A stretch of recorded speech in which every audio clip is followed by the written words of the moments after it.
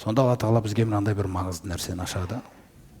Жаңағы жындармен, шайтан жындармен, өткендегі аятта Алла Тағала айтқан еді, шайтан адамдар бар деп. Алдындағы аят есімізге бір түсіріп кететін болсақ, аузу биллахи минаш шайтанир ражим, ва казалика жаална ли кулли набийин, осылайша о пайғамбар сондай бір заңдылық сынағы орын алған еді. Адамзат тарихында бір пайғамбар болмаған, оған дұшпандардың бар болуына біз жол бермеген.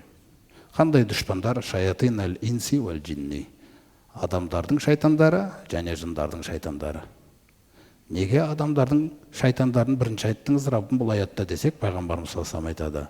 Олар жындардың шайтандарынан да зиянда дейді. Өйткені сізбен эффектті жүрген кім? Адастырып, сөйлеп, қызықтырып, реклама жасап жүрген адам. Ібліс оның артында. Сондықтан ібліспен мәміле жасаған секілді адамдар бар. Жын шайтандар, жаңағы шайтанның жындары мен шайтанның адамдары. Қандай байланыс бар? Көріп келдік. Көріп келдік арқылы байланыс бар. Ғайыптарды білем, сәуегейлер, бақсылар.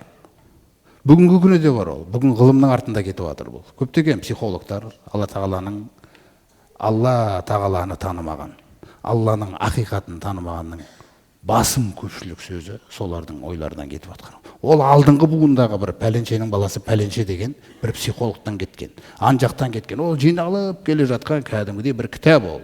Кәдімгідей бір ғылымға айналып кеткен нәрселер бар ол жерде. Нумерологтар бар. Түрлі-түрлі.